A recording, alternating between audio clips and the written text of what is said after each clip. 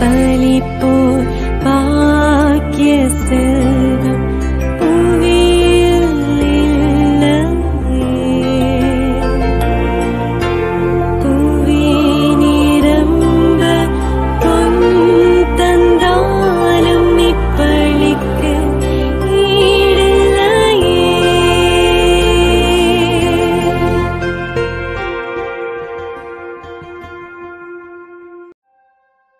திருப்பலி ஒளிபரப்ப உதவுபவர்கள்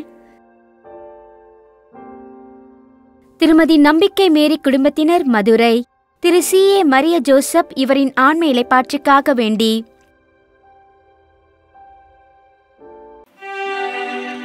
தந்தை மகன் தூயாவியாரின் பெயராலே ஆமென். நம் ஆண்டவராகிய இயேசு கிறிஸ்துவின் அருளும் கடவுளின் அன்பும் தூயாவியாரின் நட்புறவும் உங்கள் அனைவரோடும் இருப்பதாக. உம்மான்மாவோடும் இருப்பதாக. சகோதர சகோதரிகளே, தூய மறை நிகழ்வுகளை கொண்டாட நாம் தகுதி பெறும் பொருட்டு நம் பாவங்களுக்காக மனவருந்தி ஆண்டவரிடத்தில் நாம் மன்னிப்பு வேண்டுவோம்.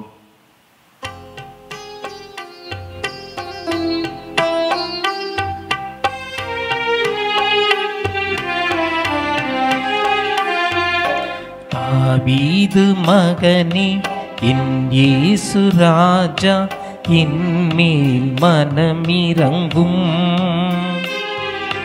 தாவீது மகனே என் இயேசு ராஜா, என்மேல் மனமிரங்கும்.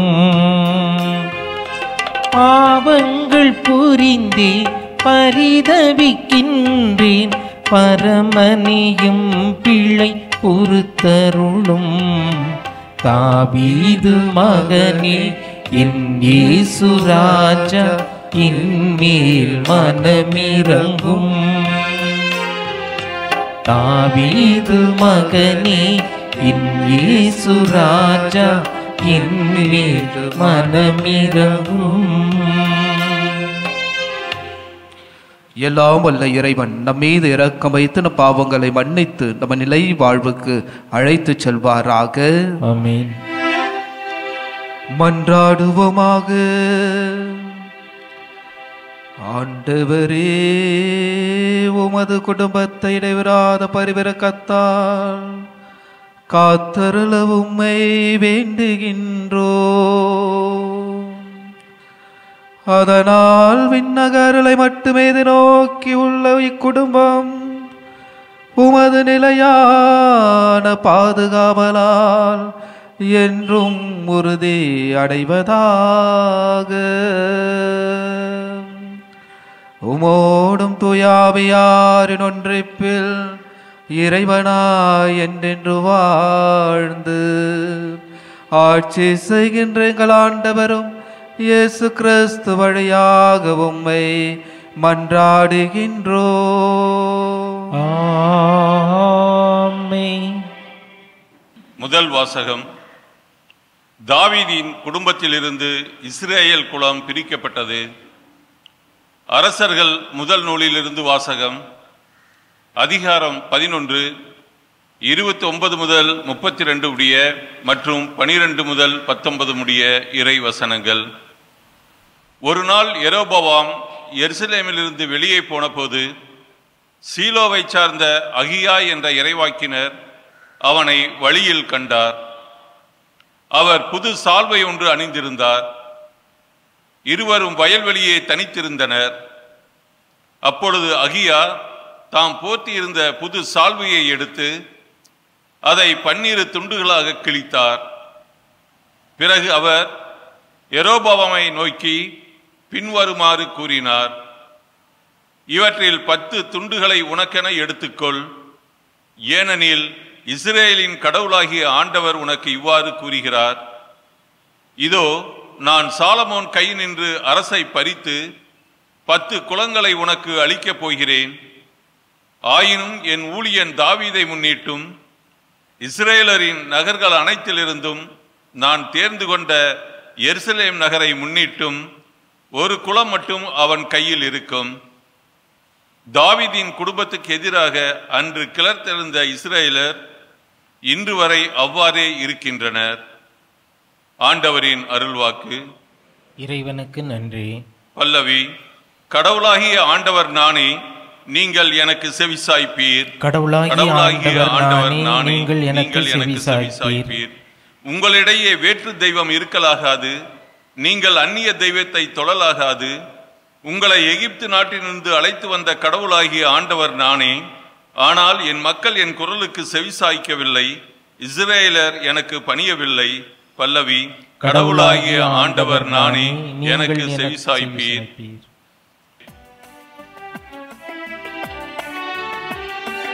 அல்லேலூயா, அல்லேலூயா, அல்லேலூயா, அல்லேலூயா, அல்லேலூயா, அல்லேலூயா. திருமகனின் சொற்களை எங்கள் மனதில் இருத்தும்படி ஆண்டவரே எங்கள் இதயத்தை திறந்தருளும். அல்லேலூயா, அல்லேலூயா, அல்லேலூயா. ஆண்டவர் உங்களோடு இருப்பாராக. உமான்மாவோடும் இருப்பாராக. மார்க்கெழுதிய தூய நற்செய்தியிலிருந்து வாசகம். ஆண்டவரே மாட்சி உமக்கே. புனித மார்க் எழுதிய நற்செய்தி அதிகாரம் 7 இறை வார்த்தைகள் 31 முதல் 37 முடிய. இயேசு தீர் பகுதியை விட்டு சீதோன் வழியாக சென்று தெக்கப்பொலி பகுதி நடுவே வந்து கலிலேயா கடலை அடைந்தார். காது கேளாதவரும் திக்கி பேசுபவருமான ஒருவரை சிலர் அவரிடம் கொண்டு வந்து அவர் மீது கை வைத்து குணமாக்குமாறு அவரை வேண்டிக் கொண்டனர். இயேசு அவரை கூட்டத்திலிருந்து தனியே அழைத்து சென்று தம் விரல்களை அவர் காதுகளில் இட்டு உமிழ்நீரால் அவர் நாவை தொட்டார். பிறகு வானத்தை அண்ணார்ந்து பார்த்து பெருமூச்சு விட்டு அவரை நோக்கி எப்பத்தா, அதாவது திறக்கப்படு என்றார். உடனே அவருடைய காதுகள் திறக்கப்பட்டன, நாவும் கட்டவிழ்ந்தது, அவர் தெளிவாக பேசினார். இதை எவருக்கும் சொல்ல வேண்டாம் என்று அவர்களுக்கு அவர் கட்டளையிட்டார்.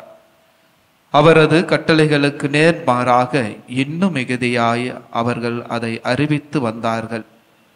அவர்கள் அளவு கடந்த வியப்பில் ஆழ்ந்தவர்களாய், இவர் எத்துணை நன்றாக யாவற்றையும் செய்து வருகிறார், காது கேளாதோர் கேட்கவும் பேச்சற்றோர் பேசவும் செய்கிறாரே என்று பேசிக்கொண்டார்கள்.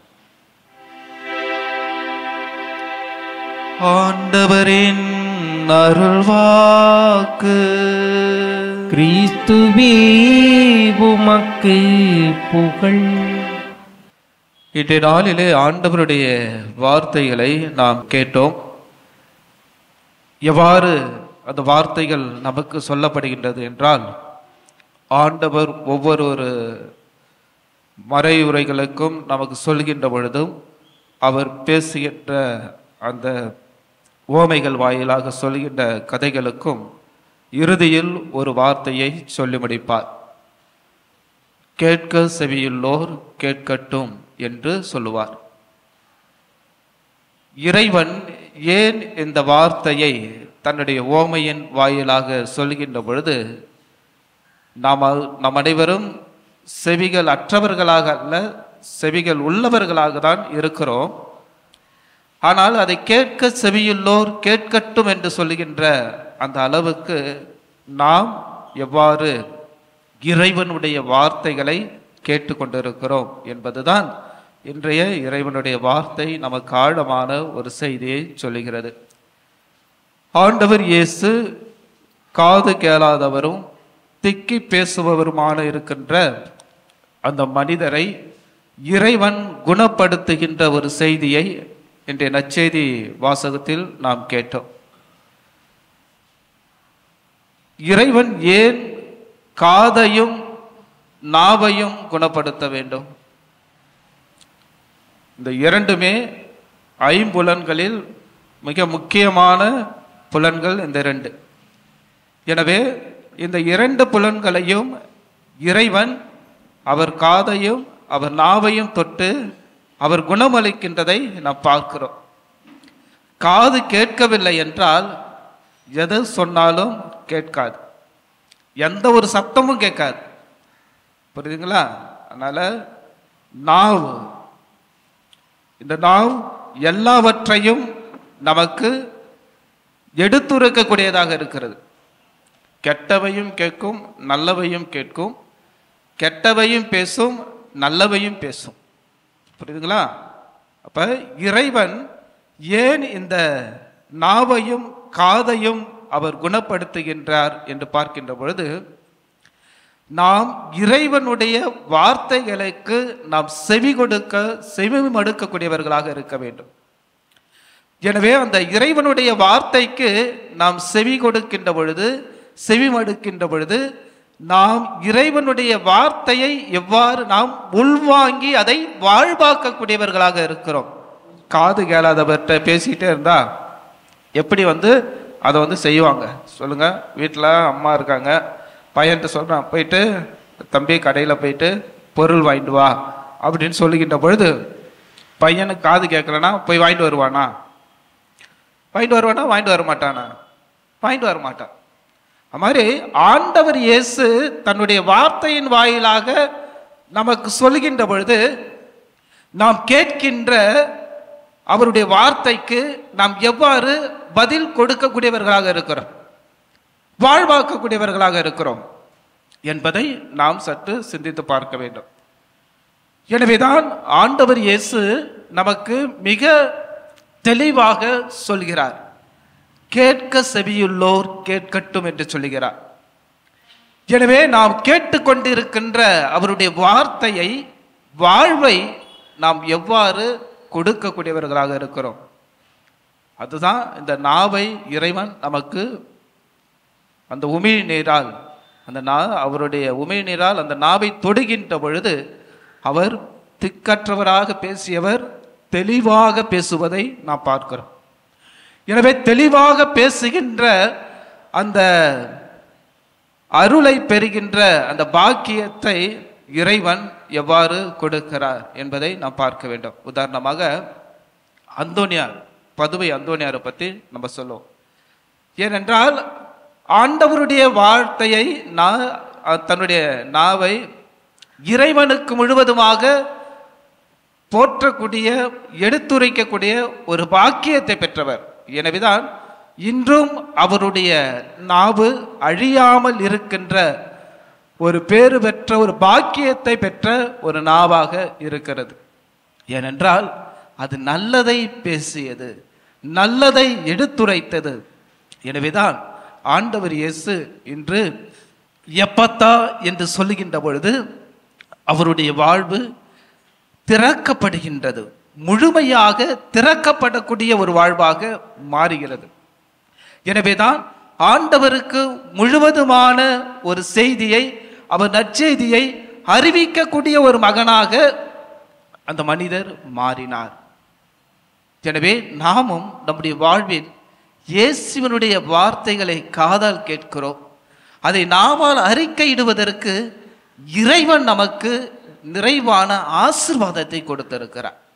எனவேதான் நாம் திருமுழுக்கு பெறுகின்ற பொழுது குழந்தையினுடைய அந்த காதிலும் நாவிலும் சிலுவை அடையாளம் வரைந்து, இவர் காதால் கேட்கவும் நாவால் கிறிஸ்துவை அறிக்கையிடவும் ஆண்டவர் இவரை ஆசீர்வதிக்கிறார் என்று அவருக்கு, அந்த குழந்தைக்கு சொல்லப்படுகிறது. எனவே நாம் எந்த அளவுக்கு இறைவனிடத்தில் பாக்கியம் பெற்றவர்களாக நம்முடைய செவிகளும் நம்முடைய நாவுகளும் இறைவனால் அர்ச்சிக்கப்பட்டிருக்கின்றன என்பதை நாம் சற்று சிந்தித்து பார்க்க வேண்டும். இயேசுவில் மிகவும் பிரியமானவர்களே, வார்த்தைகளை கேட்கிறோம், வார்த்தைகளை பேசுகிறோம். ஒரு வார்த்தைகளை கேட்கின்ற பொழுதும் ஒரு வார்த்தைகளை பேசுகின்ற பொழுதும் அது அன்பு நிறைந்ததாக இருக்க வேண்டும். காயப்பட்டதாக அல்ல, காயத்தை உண்டாக்கக்கூடியதாக அல்ல. நாம் சொல்கின்ற வார்த்தைகளும், நாம் பேசுகின்ற வார்த்தைகளும், நாம் கேட்கின்ற வார்த்தைகளும் பிறருக்கு துன்பத்தை தருவதல்ல. அந்த வார்த்தை இன்பத்தை தரக்கூடிய ஒரு வார்த்தையாக இருக்க வேண்டும். எனவேதான் இறைவன் இம்மனிதருக்கு கொடுக்கின்ற இந்த வாழ்வை முழுவதுமாக அவர் ஏற்றுக்கொண்டு தன்னை முழுமையாக கிறிஸ்துவுக்கு, இதை யாருக்கும் அறியப்படுத்த வேண்டாம், ஆனால் நேர்மாறாக இன்னும் மிகுதியாக ஆண்டவருடைய வார்த்தையை அவர் அறிவிக்க, இன்னும் அதிகமாக எடுத்துரைக்கக்கூடிய ஒரு மனிதராக மாறுகிறார். நாமும் நம்முடைய வாழ்வில், நம்முடைய குடும்பத்தில் கணவன் மனைவி சொல்வதை கேட்க வேண்டும். முதல்ல கேட்கணும். மனைவி கணவன் சொல்வதை கேட்க வேண்டும். அப்ப கேட்கின்ற பொழுதுதான், நீங்கள் பேசுகின்ற பொழுதுதான் ஒருவரை ஒருவர் புரிந்து கொண்டு வாழ முடியும். இல்லை என்றால் புரிந்து கொள்ள முடியாது, அறிந்து கொள்ள முடியாது. உங்களிடத்தில் பகைமைதான் வளருமே தவிர அங்கு பாசம் இருக்காது. அதை ஆண்டவர் விரும்பவில்லை. எனவேதான் ஆண்டவர் அவர் சொன்ன அந்த வார்த்தைக்கு அவர் இன்னும் அதிகமாக தன்னுடைய கடவுளை போற்றி புகழக்கூடியவராக இருந்தார். கிறிஸ்துடைய வார்த்தையை கேட்டார், ஆண்டவர் சொல்வதை கேட்டார். உன்னுடைய வாழ்வு திறக்கப்பட வேண்டும் என்றால், தீயவைகளிலிருந்து, கெட்டவைகளிலிருந்து உன்னுடைய வாழ்வு மாறுபட வேண்டும் என்றால், நீ ஆண்டவருடைய வார்த்தையை கேட்கக்கூடியவராக இருக்க வேண்டும். ஆண்டவருக்கு உகந்த ஒரு வாழ்க்கையை கொடுக்கக்கூடியவராக இருக்க வேண்டும். அதுதான் ஆண்டவர் இயேசு மிக அழகாக நமக்கு சொல்லி இருக்கிறார். புரியுதுங்களா? அதனால உன்னுடைய நாவுகள், உன்னுடைய செவிகளுடைய கட்டுகளிலிருந்து உங்களை இன்று ஆண்டவர் இயேசு உங்களை எல்லா நிலைகளிலிருந்தும் காப்பாற்றுகிறார். நோய் நொடிகளிலிருந்து உங்களை குணமாக்குகிறார். இந்த கடும் வாரம் முழுவதும் இயேசு நிறைய புதுமைகளை செய்வதை பார்க்கிறோம். தொடுகிறார், குணமாக்குவதை பார்க்கிறோம், பேய் பிடித்தவர்களை குணமாக்குவதை பார்க்கிறோம். இப்படியாக இறைவன் குணமாக்குகின்ற வல்லமை பெற்றவர். அந்த தொடுதலை இறைவன் நமக்கு கொடுத்திருக்கிறார். நாவின் வழியாக தொடுகின்ற ஒரு நிலையை நமக்கு கொடுத்திருக்கிறார். ஏனென்றால் நாவுதான் அனைத்திற்கும் அனைத்தையும் ஏற்றுக்கொண்டு அதை நல்லது கெட்டது என்று அதை நமக்கு தெரியப்படுத்தக்கூடியதாக இருக்கிறது. கசப்பான மருந்து போட்டால் கசப்புன்னு சொல்கிறோம், இனிப்பான ஒரு தேனை கொடுத்தா இனிப்புன்னு சொல்கிறோம். அப்போ எந்த அளவுக்கு அந்த சுவைமிக்க அந்த நாவை இறைவன் நமக்கு கொடுத்திருக்கிறார். அந்த சுவைமிக்க நாவின் வழியாக நாம் சுவையுள்ள வார்த்தைகளை பேசக்கூடிய ஒரு மனிதர்களாக கேட்க வேண்டும் என்பதை தான் ஆண்டவர் இந்த காதை கொடுத்திருக்கிறார். எனவே நாம் இறைவனுக்கு உகந்தவர்களாக வாழ தெய்வீக திருப்பலியிலே நம்மை அர்ப்பணிப்போம். ஆண்டவர் இயேசு இம்மனிதரை தொட்டு குணப்படுத்துவது போல உங்களையும் தொட்டு குணப்படுத்தி ஆண்டவருடைய இறை ஆட்சியை, இறை மாட்சியை எடுத்துரைக்கக்கூடிய ஒரு பிள்ளைகளாக வாழ தொடர்ந்து தெய்வீக திருப்பலியில நாம் மன்றாடுவோம். ஆமென்.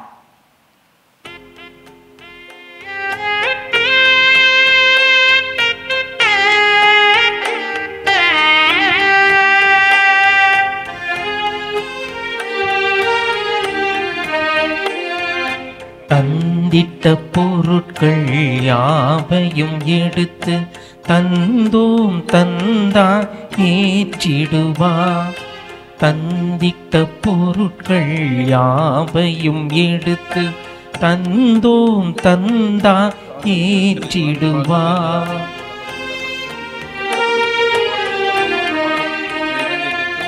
வள்ளங்கிட கனியோ உணவோ இன்றி வாடிடும் பரியோ பலரிறைவா. வள்ளங்கிட கனியோ உணவோ இன்றி வாடிடும் பரியோ பலரிறைவா. விரும்பிளி நீர் வியர்வை வேதனை அன்றி வேறேதும் இல்லா நிலை இறைவா.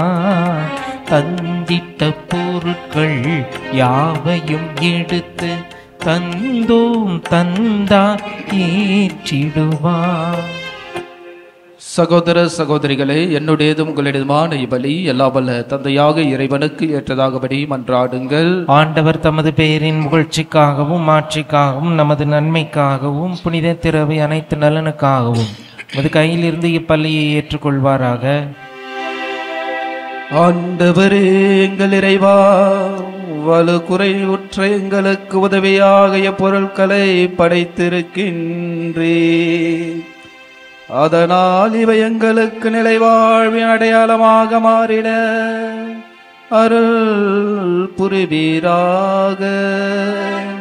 எங்கள் ஆண்டவராகிய கிறிஸ்து வழியாக உம்மை மன்றாடுகின்றோம். ஆமென். ஆண்டவர் உங்களோடு இருப்பாராக. ஆன்மாவோடும் இருப்பாராக. இதயங்களை மேலே எழுப்புங்கள். ஆண்டவரிடம் எழுப்பியுள்ளோம். நாம் இறைவனாகிய ஆண்டவருக்கு நன்றி கூறுவோம். அது தகுதியும் நீதியும் ஆனதே. ஆண்டவரே, தூயவரான தந்தையே, என்றுமுள்ள எல்லாம் வல்ல இறைவா, எங்கள் ஆண்டவராகிய கிறிஸ்து வழியாக எந்நாளும் எவ்விடத்திலும் நாங்கள் உமக்கு நன்றி செலுத்துவது மெய்யாகவே தகுதியும் நீதியுமாகும். எங்கள் கடமையும் மீட்புக்குரிய செயலுமாகும். கிறிஸ்துவின் இறப்பினை நாங்கள் அன்போடு கொண்டாடுகின்றோம். உயிர்ப்பினை உயிரற்ற ஆற்றலுள்ள நம்பிக்கையோடு அறிக்கையிடுகின்றோம். மாட்சியுடன் அவர் மீண்டும் வருவார் என உறுதியோடு எதிர்நோக்குகின்றோம். ஆகவே புனிதர் வானதூதர் அனைவரோடும் சேர்ந்து நாங்கள் உம்மை புகழ்ந்தேத்தி முடிவின்றி ஆர்ப்பரித்து ஒரே குரலாய் சொல்வதாவது: தூயவர் தூயவர் தூயவர், வான்படைகளின் கடவுளாம் ஆண்டவர். விண்ணகமும் மண்ணகமும் மது மாட்சியால் நிறைந்துள்ளன. உன்னதங்களிலே ஓசன்னா. ஆண்டவர் பெயரால் வருகிறவர் ஆசி பெற்றவர். உன்னதங்களிலே ஓசன்னா. ஆண்டவரே, நீர் மெய்யாகவே தூயவர், தூய்மை அனைத்துக்கும் போற்று. ஆகவே உம்முடைய ஆவியை பொழிந்து இக்காணிக்கைகளை தூய்மைப்படுத்த உம்மை வேண்டுகின்றோம். இவ்வாறு எங்கள் ஆண்டவர் இயேசு கிறிஸ்துவின் உடலும் இரத்தமுமாக எங்களுக்கு இவை மாறுவனவாக. அவர் பாடுபட உளம் கனிந்து தம்மை கையளித்த போது அப்பத்தை எடுத்து நன்றி செலுத்தி அதை பிட்டு தம் சீடர்களுக்கு அழைத்து இயேசு கூறியதாவது: அனைவரும் இதிலிருந்து பெற்று உண்ணுங்கள், ஏனெனில் இது உங்களுக்காக கையளிக்கப்படும் என் உடல்.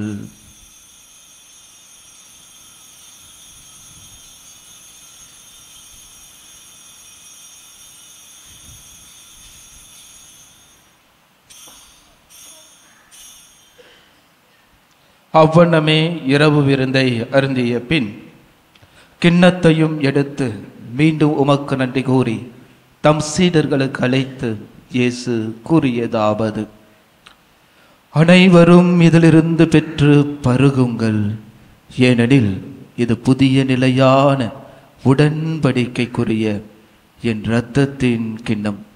இது பாவ மன்னிப்புக்கென்று உங்களுக்காகவும் பலருக்காகவும் சிந்தப்படும். இதை என் நினைவாக செய்யுங்கள்.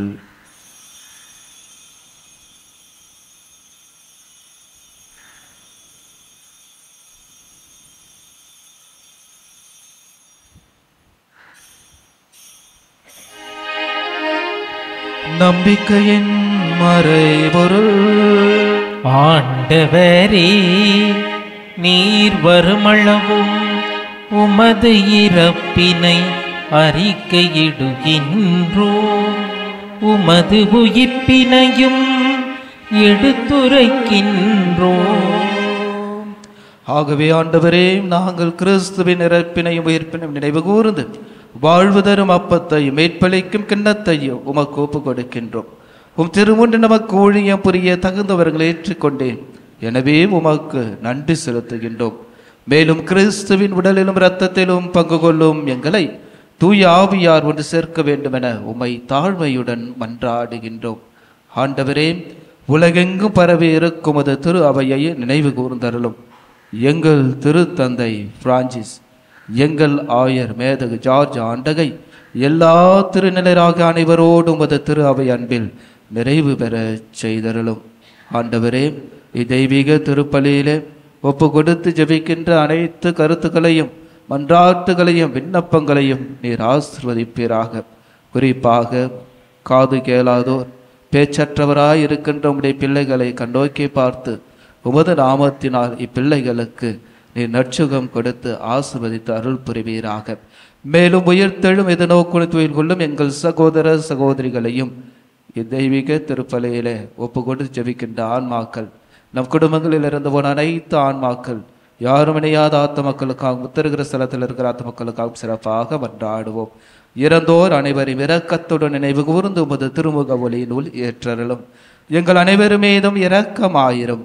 கடவுளின் கன்னித்தாயான புனித மரியா, அவருடைய கணவரான புனித யோசேப்பு, புனித திருத்தூதர்கள், இவ்வுலகில் உமக்கு உகந்தவராயிருந்தோர் ஆகிய புனிதர் அனைவருடனும் நாங்கள் நிலை வாழ்வில் பங்கு கொள்ளும் தகுதி பெறும் பொருட்டு உம் திருமகன் இயேசு கிறிஸ்து வழியாக உம்மை புகழ்ந்தேத்தம் பரம்பரல உம்மை மன்றாடுகின்றோம்.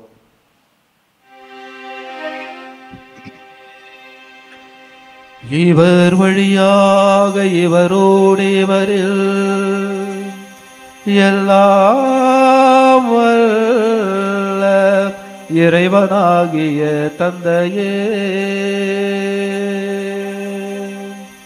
தூய ஆவியாரின் ஒன்றிப்பில் எல்லா புகழும் மாட்சியும் என்றென்றும் உமக்கு உரியதே. ஆமீன், ஆமீன், ஆமீன்.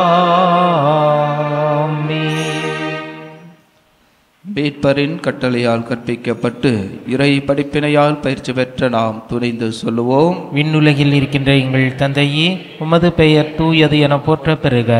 உமது ஆட்சி வருக. உமது திருவுளம் விண்ணுலகில் நிறைவேறுவது போல மண்ணுலகிலும் நிறைவேறுக. எங்கள் அன்றாட உணவை இன்று எங்களுக்கு தார்.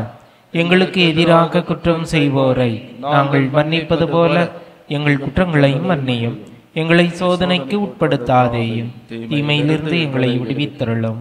ஆண்டவரே, தீமை அனைத்திலும் இருந்து எங்களை விடுவித்து எங்கள் வாழ்நாளில் அமைதியை கனிவுடன் அருள உம்மை மன்றாடுகின்றோம். முதிரக்கத்தின் உதவியால் நாங்கள் பாவத்திலிருந்து எப்பொழுது விடுதலை பெற்று யாதொரு கலக்கமும் இன்றி நலமாயிருப்போமாக.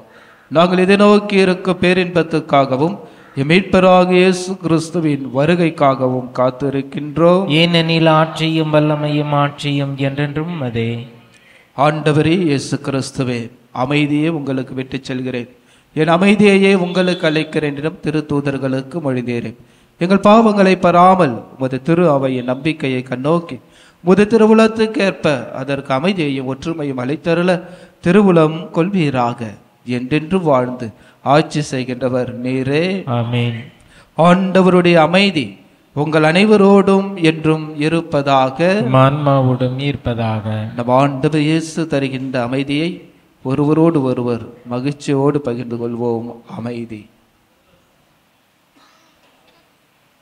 உலகின் பாவங்களை போக்கும் இறைவனின் செம்மறியே, எங்கள் மேல் இரக்கமாயிரும். உலகின் பாவங்களை போக்கும் இறைவனின் செம்மறியே, எங்கள் மேல் இரக்கமாயிரும். உலகின் பாவங்களை போக்கும் இறைவனின் செம்மறியே, எங்களுக்கு அமைதியை அளித்தருளும்.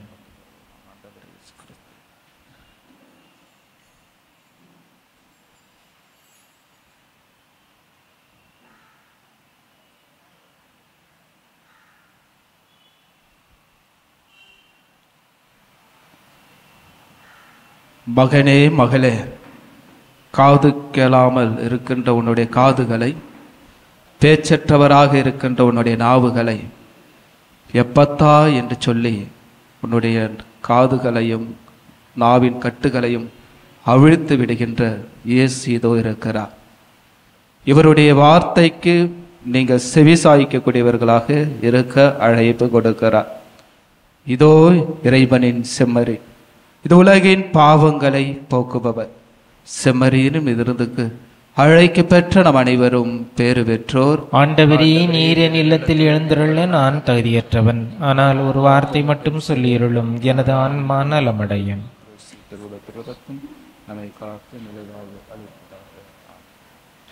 நன்றி கூறி மன்றாடுவோமாக. இறைவா, ஒரே அப்பத்திலும் ஒரே கிண்ணத்திலும் நாங்கள் பங்கேற்க திருவுளமானீரே. அதனால் கிறிஸ்துவுக்குள் நாங்கள் ஒன்றிணைக்க பெற்று உலகின் மீட்புக்காக நற்கனி தந்து மகிழ்ந்து வாழ எங்களுக்கு அருள் புரிவீராக. எங்கள் ஆண்டவராகிய கிறிஸ்து வழியாக உம்மை மன்றாடுகின்றோம்.